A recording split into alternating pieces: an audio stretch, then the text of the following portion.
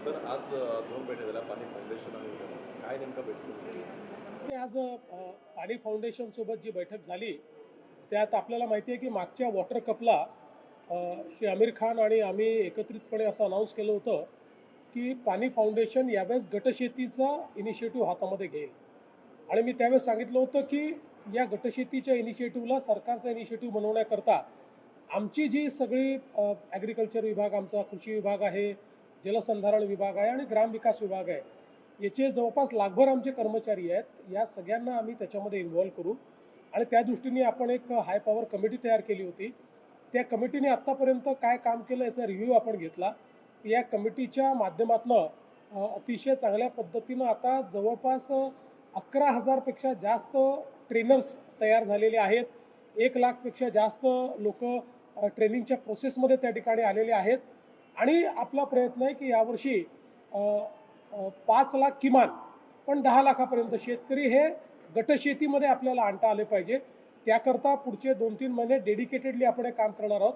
कारण आत्तापर्यंत आपण जे काही गटशेतीचा अनुभव घेतला त्याच्यामध्ये पहिल्याच वर्षात जवळपास शेतकऱ्यांचा जो काही उत्पन्न आहे किंवा त्यांचं जे इन्कम आहे ते दुप्पट झालेलं आहे. त्यामुळे आपल्या कॉन्व्हर्जन्सच्या माध्यमातून गटशेतीला प्रोत्साहन देण्याकरता ही एक इनिशिएटिव्ह आपण हातामध्ये घेतला आहे. आज त्याचा रिव्ह्यू घेतला आहे.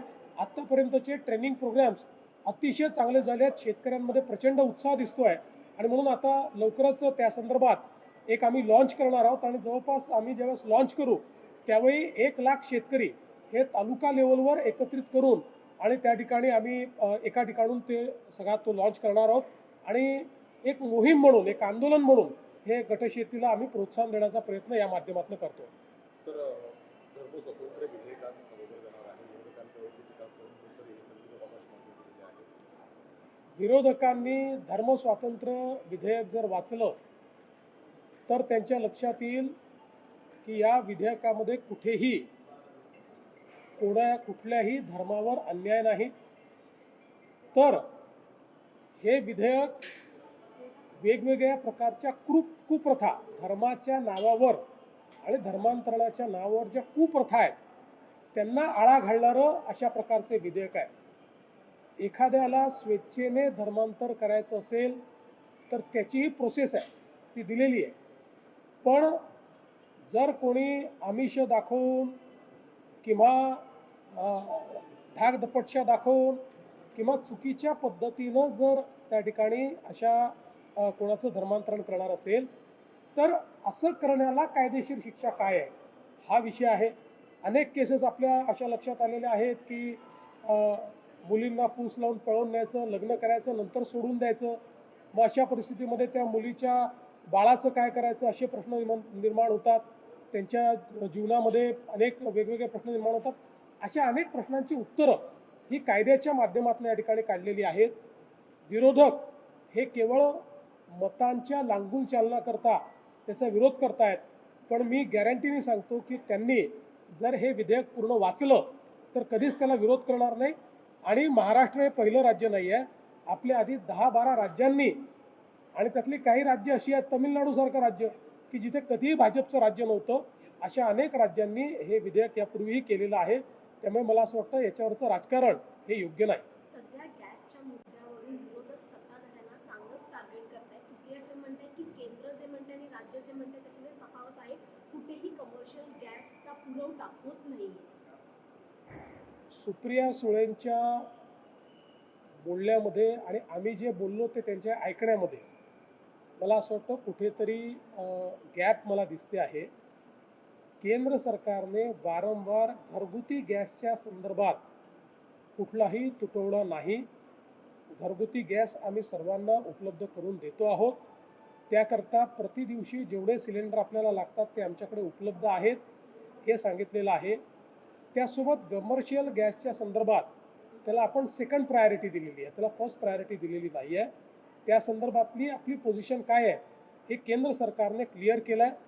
जाणीवपूर्वक लोकांच्या मनात संभ्रम तयार करायचा, लोकांना रांगेत उभं करायला लावायचं.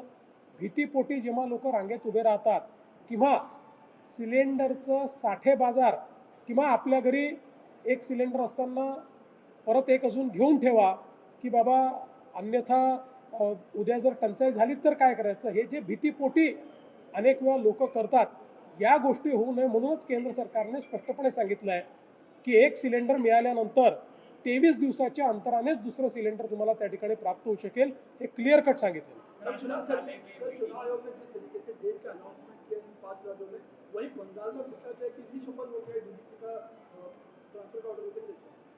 देखिए, पहली बात तो यह है कि देश के लोकतंत्र में चुनाव ये बहुत महत्वपूर्ण है।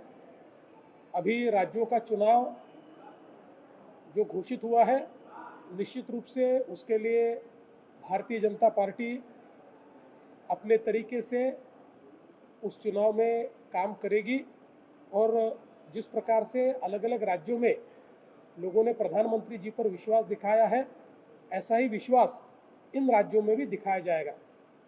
जहाँ तक बंगाल में डीजीपी या सीएस के तबादले का सवाल है, इस पर कोई राजनीति नहीं होनी चाहिए।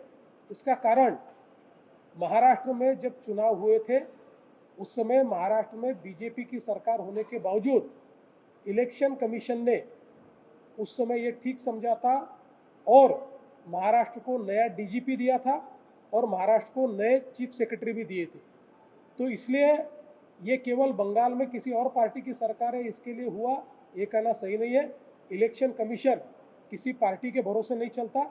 Election commission free end fair चुनाव करने की दृष्टि से काम करता है। जो महाराष्ट्र में हुआ है वही बंगाल में हुआ है। महाराष्ट्र में होने के बाद हमने उसको स्वीकारा और हम चुनाव के सामने गए। मेरी अपेक्षा है ममता दीदी ने भी उसको स्वीकारना चाहिए। उस पर तमाशा तैयार करना, उस पर अलग अलग प्रकार से आंदोलन करना, ये सही बात नहीं है।